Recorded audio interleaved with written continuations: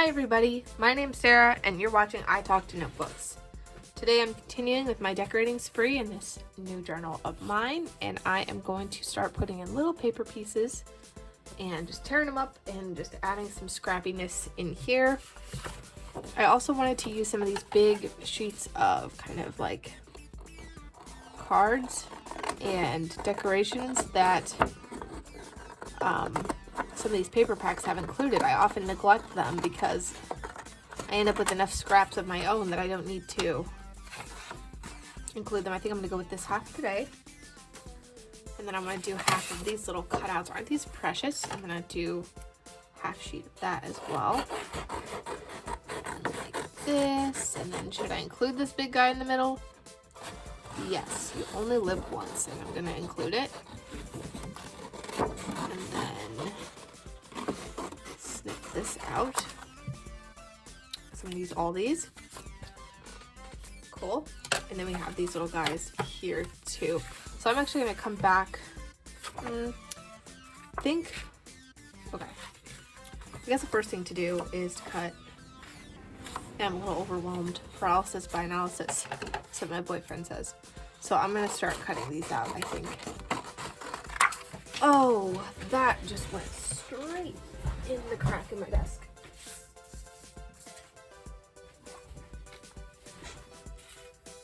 So, how has your week gone? Asking that like I can hear you. I cannot. Don't worry.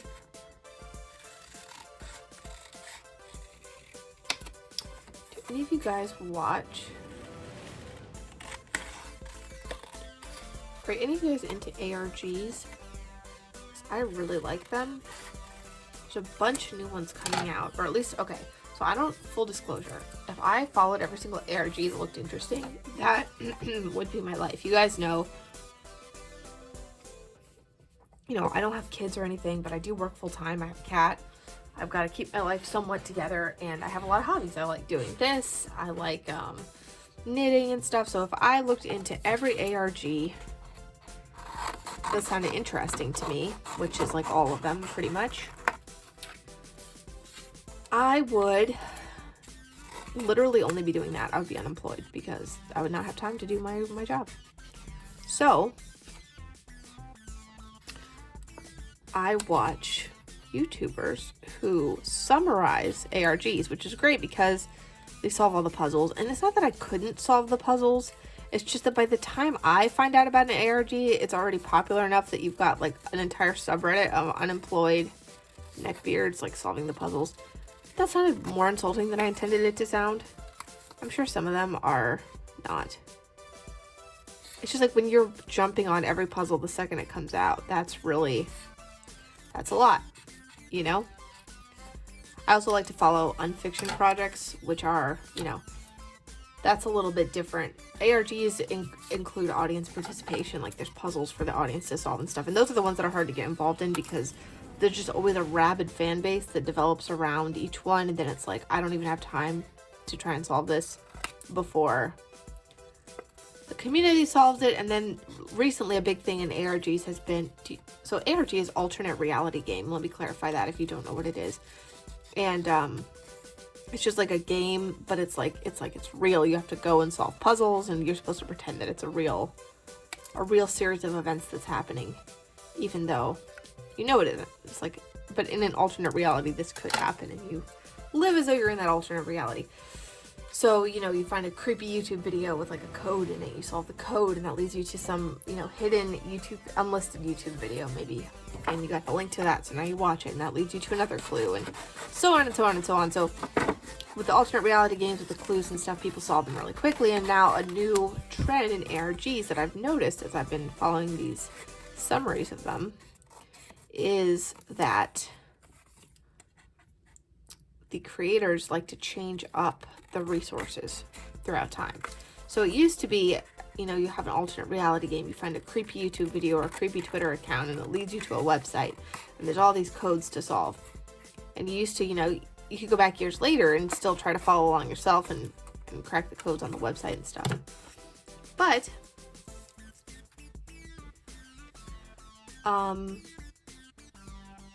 now they're changing up the website after some time has passed. The community has solved the code, and so they're going to move on and, you know, make it something different. Change up the website. And then it's like, oh, darn.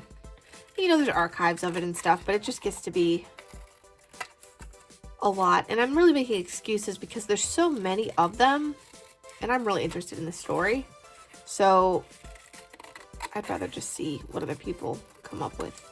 Since they solve it so fast, none of these ever just sit around unsolved most of the time. There's a couple notable examples of where, you know, the community never really figured out what was going on because it was too hard, but most of the time it's not. So, not the deckled edges on this little piece of paper. That is too hard to cut. So the issue with that is, you know, it's a lot of work. So I just follow, you know, summaries of what happened, what puzzles were, how they were solved, and what the story is, and people theorizing about the story and stuff.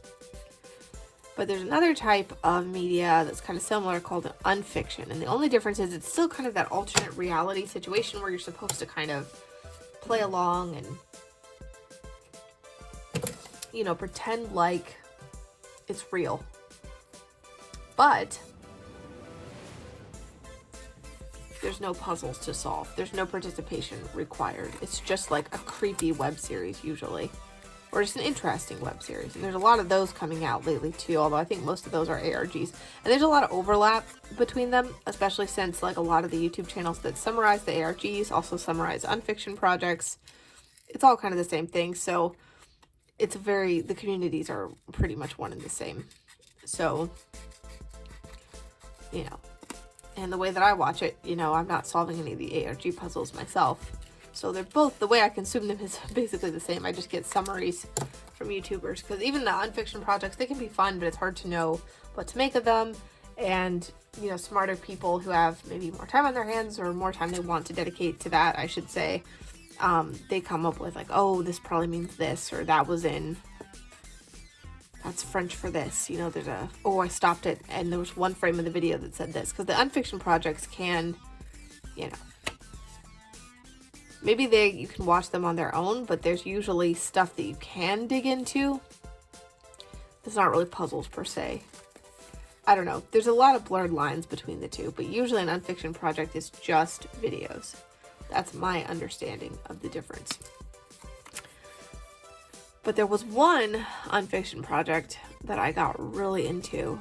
I mean, it still is one of the best works of art I think I've ever seen, and that would be Petscop. If you liked Petscop, let's nerd out in the comments, because I live for Petscop.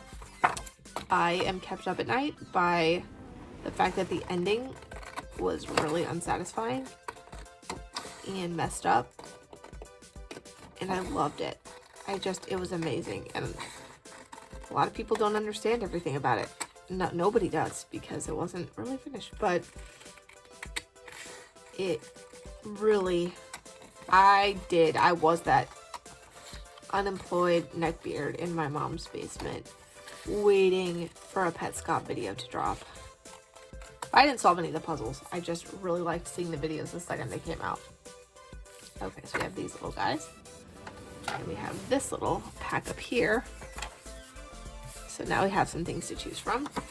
I think I'm actually going to save these little... Some of the paper packs have these perforated tops that are different. I don't know why they have that, but I'm going to save them this time and use them. I have an idea for what I can do with them. I just had a moment of inspiration.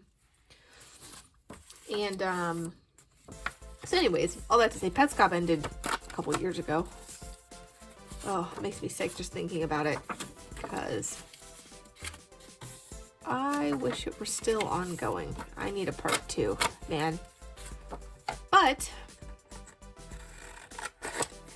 there's some new ones out now. New ARGs, new unfictions. I'm just using it interchangeably at this point. Unfiction, I guess, is the best word, because I think it can encompass ARGs. I don't know. And so the new ones that are out now are the Kairos Collective, I think it's called.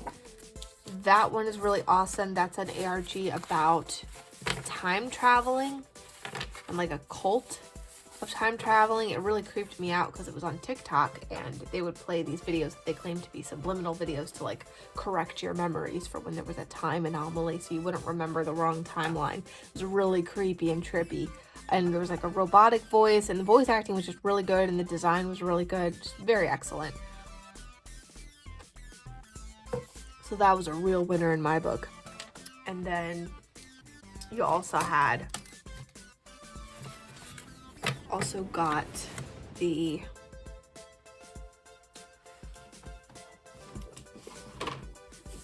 there's a new one called the Monument Mythos. That one is one of my favorites. So I always loved National Treasure a lot.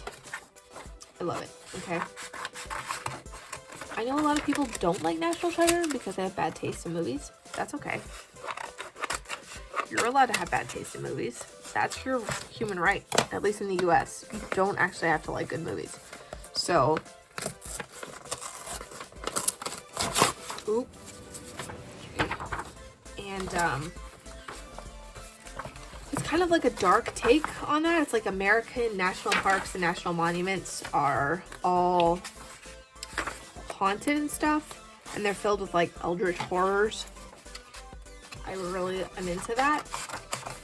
You know, in terms of being well made, was it the best made one ever? No. But a lot of the really good ones aren't, honestly. They don't have that high of a production value. That's what's amazing about an ARG or an unfiction project, is you don't have to be, you can do it being one person just in your basement. So I don't know why I keep saying basement. But you can do it in a basement, you can do it anywhere. So it's really impressive what people do even when they clearly don't have the budget to do it. So another one that I really like, this one's older, that has less of a good budget, is called Gemini Home Entertainment. That one, low budget, but they did what they could with the budget they had, and I like it a lot. And so that one's good. And then you also have the situation with, and it is impressive what they do with the budget. Like, I don't want to crap on the Monument Mythos too much, because truth is, they made some pretty convincing alternate history clips where, like, they had one where James Dean, is that a real person? I'm questioning myself. I think it is. He's an actor, right? He became president of the United States. And they have clips of him, like, giving his inaugural speech. And, I don't know the first thing about James Dean, and maybe they're counting on that the audience of YouTube watchers is going to be a lot younger than people who would know what James Dean sounded like. But it sounded like they somehow manipulated him into his audio, like audio of him, into making it really sound kind of authentic, So I appreciated that, at least, and thought it was cool.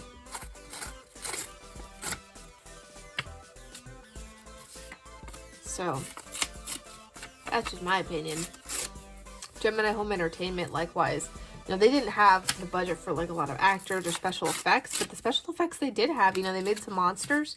Hey, you could tell it was fake, but it wasn't terrible, and they made up for it where they could. Like, maybe they don't have the budget to make like some really impressive CGI monsters, as many as they might like to for the sake of the project, but they came up with this very like rudimentary looking, like with terrible graphics video game that's supposed to be a retro video game. So it's like, that's easier to develop nowadays, and they can make one, and that'll provide an interactive, like really interesting component while preserving the retro feel and not requiring a very high budget or like, a ton of work the way that the CGI monsters that they had to be more limited with were. So very cool stuff. So yeah, the ones that are recent, Monument Mythos, Kairos Collective, I think it's called. There was also a new one that I was really interested. Oh no, that was the Monument Mythos. There's another one that's come out called the Hypnagogic, what is it, Archives? And, okay, to be fair, I kind of skipped around too much with the summary of it. So Wendigoon did a summary.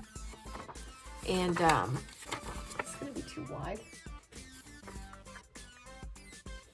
There's been too much of a summary, but yeah, it's too wide. So I did skip around a bit, and I have no idea what is going on with it. I may try to start it over. I have a long commute on Wednesdays, so I may try to start over with that one, and try to get a more good faith understanding of what it's about, because I'm just lost on Hypnagogic Archives. Not to be confused with the Mandela Catalog, which is another one that people are really into. And again, I think there's a lot of things done well in that one. And then there's just a lot of things that are like, I don't know if I would have done it that way. Not that anybody's asking me to make an ARG. So maybe I should shut it because I've never done that before. But just in my opinion, it could have been a bit better. So if you didn't know what that was all about, I like to put in little book pages, and I went with a gardening book. Sometimes I do Grey's Anatomy. I don't have too many of these lying around just because it's easy to get hoarding.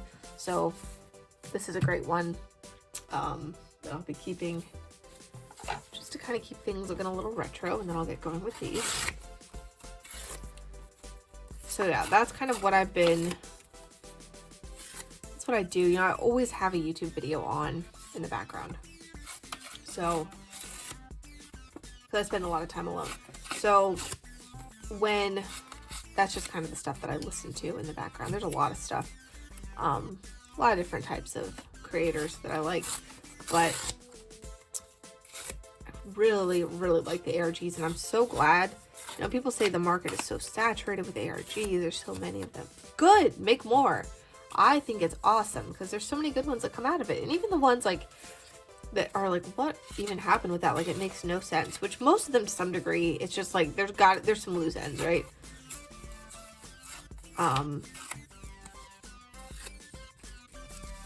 Those can be quite good, you know, very compelling, even though you don't really know what happened. You know what I mean? Like Petscop, of course. I am biased. I love Petscop. But there's also, you know, like, I'm trying to think of another example, like the Old Root Minecraft ARG. If you've heard of that one, that thing never got solved, I don't think. And yet, it was considered, you know, pretty impressive and pretty interesting for the time. And a lot of them fall into the same kind of patterns of puzzles.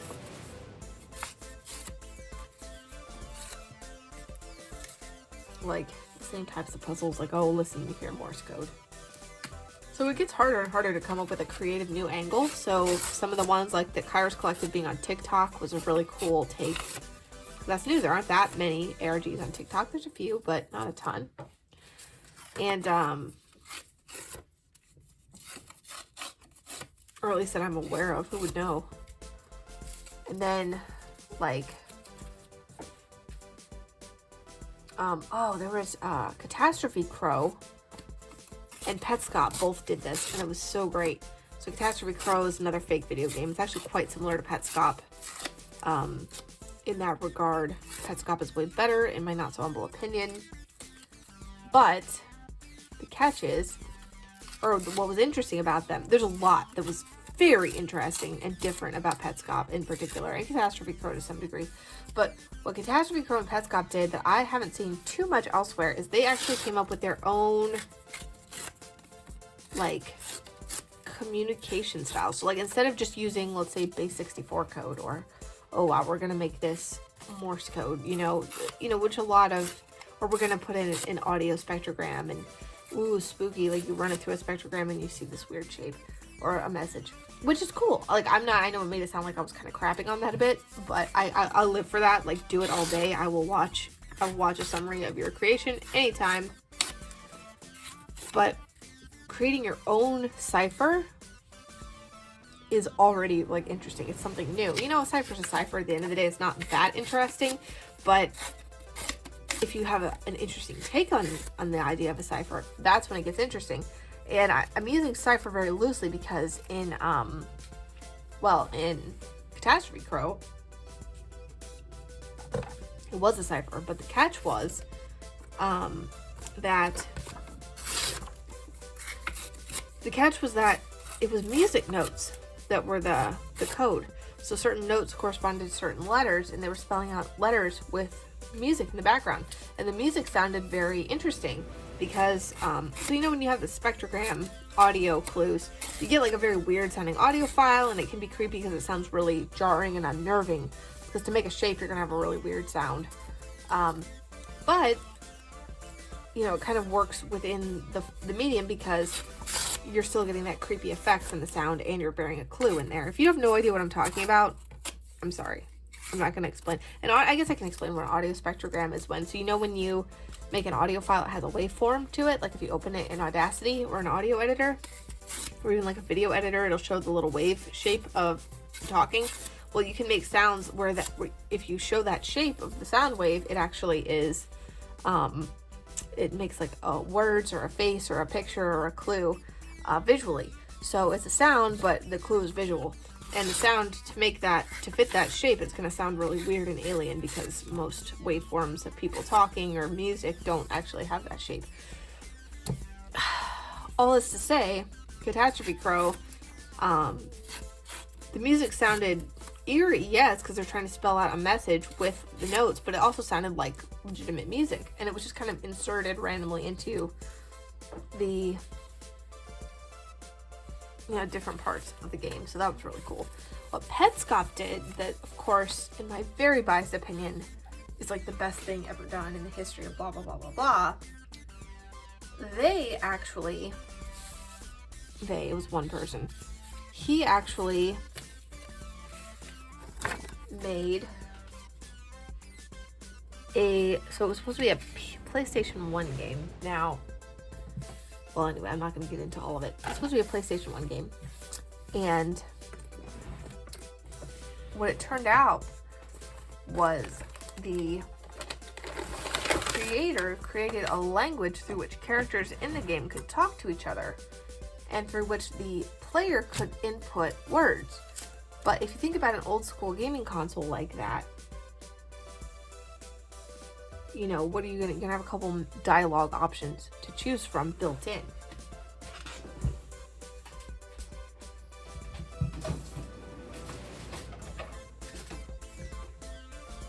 But you're creating this unfiction ARG project. You want to make it very, scary and eerie. You want to make it seem like a conversation is taking place between the player and the game. So how do you do that? Well, you create a system through which the user can speak to other players. Now, some parts of the game in Petscop, there would be a keypad would come up and you could type in messages, and it was really tedious. But the best part was combining buttons on the controller to form words. Now, how can you do that? How many possible combinations? Because it wasn't just like a combination for every letter. It was like you'd have a couple different buttons for a full word. So the way that this worked, and it was an actual algorithm, like the neckbeards, as I called them, even though I admire them a lot, I'm glad they did this. They went in and they actually they figured out the code, and it was phonetic. So the idea was that the game would take in your phonetic input, and then it would map it to this table of existing words it already had. A big dictionary of all these words. And so it was really interesting because certain words, like let's say a swear word, okay, or like a proper name, like you're talking to them, it wouldn't be in the dictionary, because in a kid's game you wouldn't have swear words in there, and you wouldn't be able to think of every proper noun to include. So, if you included a word. If you try to put in a word that wasn't in the game's dictionary, it would say not in table. Very interesting, immersive, seemingly realistic. But yeah, so it was really cool. And the best part was a lot of the proper names in the game's world. So there was a character named Paul, and a character named Belle, a character named Tiara. I don't know if the creator thought this out ahead of time. I really couldn't tell you, but they would map to the proper, the common noun versions of the names. So like Paul as a name is Paul, but Paul is like, I can't remember, something for a funeral. I can't remember what it actually means. And I'm sure there was meaning to that too, but it would map to Pall instead, which is just a common noun. Same for Belle. Instead of Belle, it would be Bell. And instead of like, oh, Tiara is already a noun, so that works. It was really great. And it was just so fascinating that this person came up with all of this. Like, I would have never thought of that, but it's brilliant.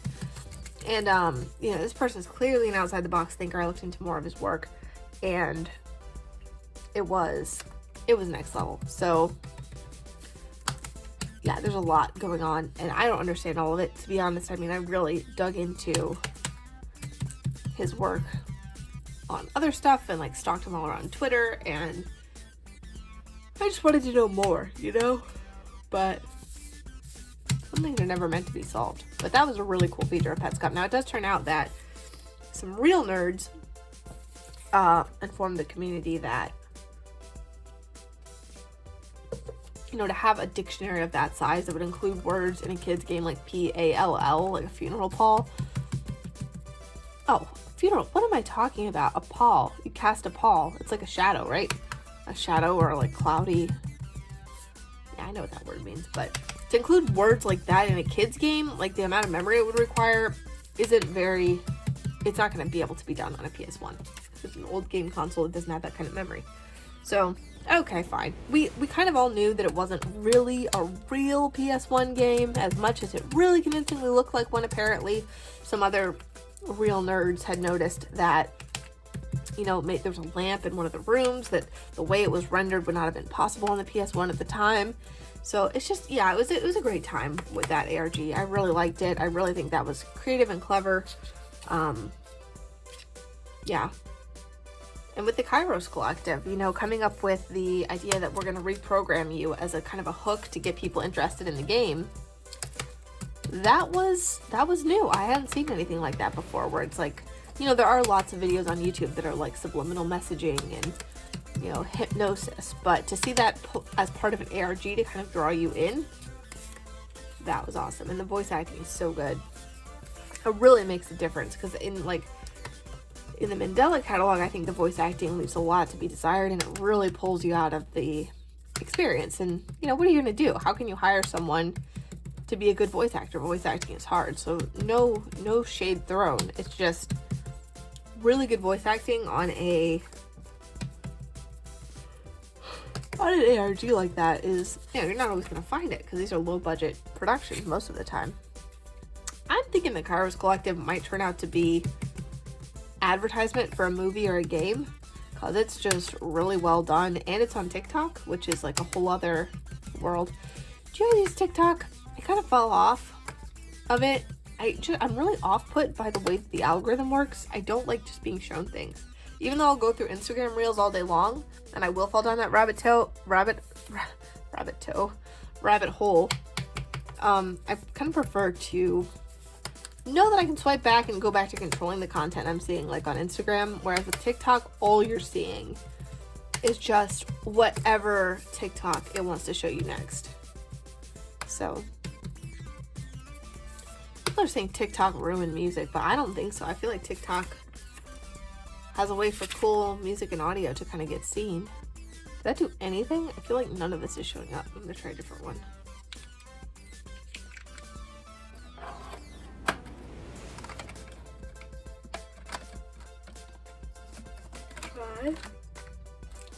Brush corduroy.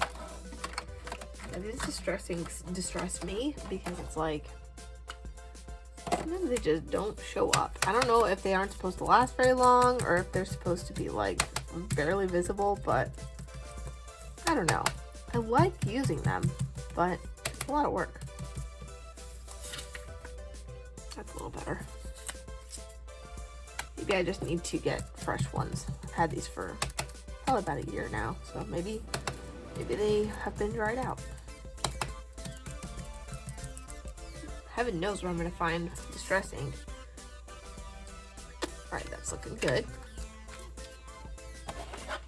Just gonna do those guys. And I think I'm gonna go in a little mixed with the side actual inking. I'm gonna go in with brown for the books and black for the other paper scraps, I think. You know?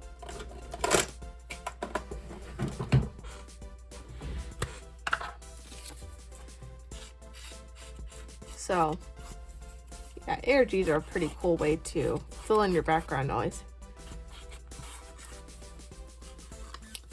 I also like some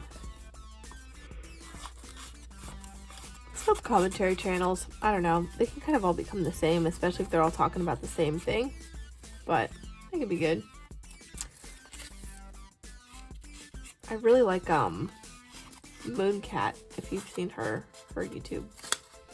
It's a good one. I'm not going to link all this below, that would take forever, and I'm trying to not overcomplicate my life, as I mentioned in a previous video. So Mooncat is a YouTuber who makes very high production quality videos. She puts her own music in, the editing is awesome. I don't know if she edits her own videos, maybe not, but she talks about just topics. She had a video recently about Web 3.0. Web 3.0. I am sick of hearing about that. And it was funny. It's always funny. She's hilarious. The way she phrases things gets me pretty good. I also like, I haven't watched her videos in a while, but Chad. It's a good one. She had a video about this TikToker who was remodeling a bathroom that's on my list of like most hilarious videos ever that I have in case I need to be cheered up. Always gets me laughing.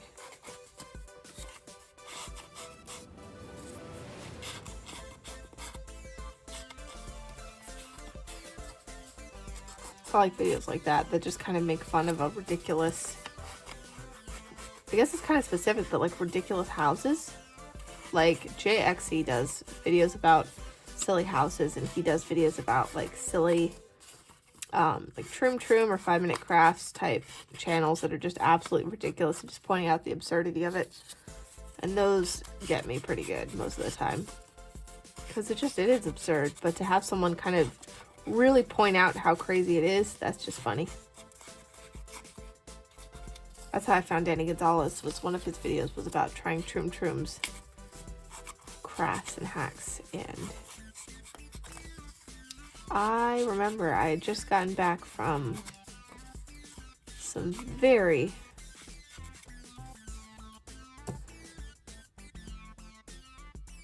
difficult period of work. It had been like a month long. My family was out of town. I'm not a drinker, but at the time I still thought maybe I could be. So I was like, I'm gonna get some hard cider and celebrate. And I drank that. I climbed into bed. I was exhausted. I was so tired from that month of work. I climbed into bed and I took my cider in, and I just watched that video, and I laughed and I laughed and I laughed and I laughed and laughed.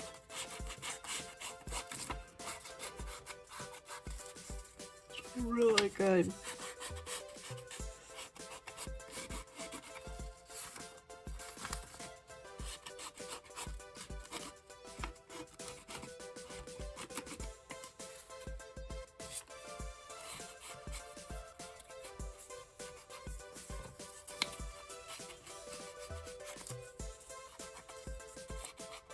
Do you guys get the Sunday scaries? Because I typically don't, but I work from home on Mondays, so it's a lot less scary. I'm going to think about waking up as early and commuting pointlessly, so that makes it easier on me, at least.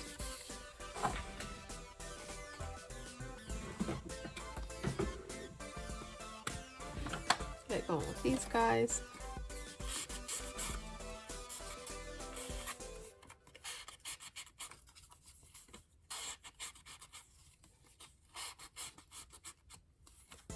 Yeah, it looks good. I like that.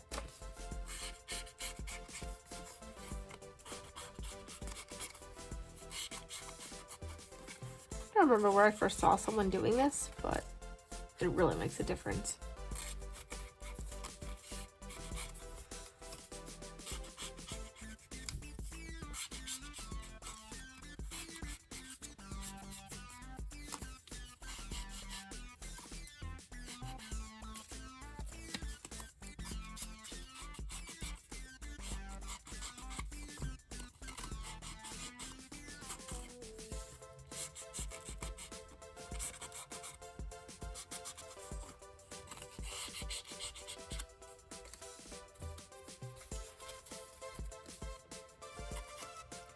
I just don't have anything else to say. I'm gonna get this stuff done and I'll be back in a bit.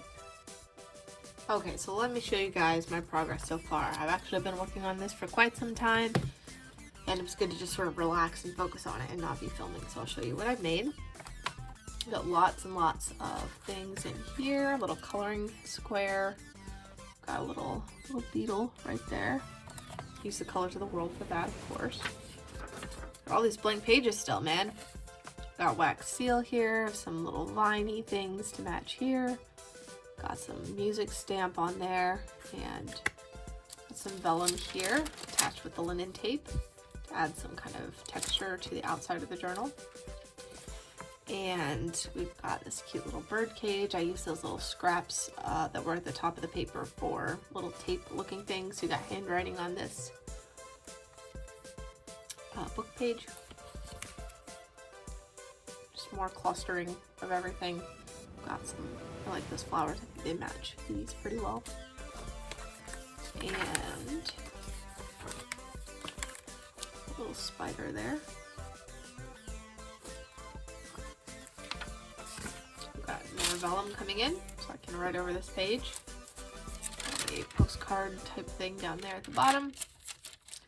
Pig tracks. And then we have rabbit tracks here, bricking, more little tapes,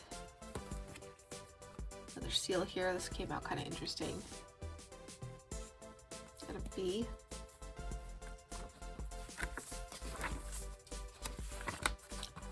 Finally, we just have this cool drawing from my book. That's kind of the end for today. So tune in next week. We're going to get going with some washi tape, and it'll be good to see you guys again, and thanks for watching. Bye.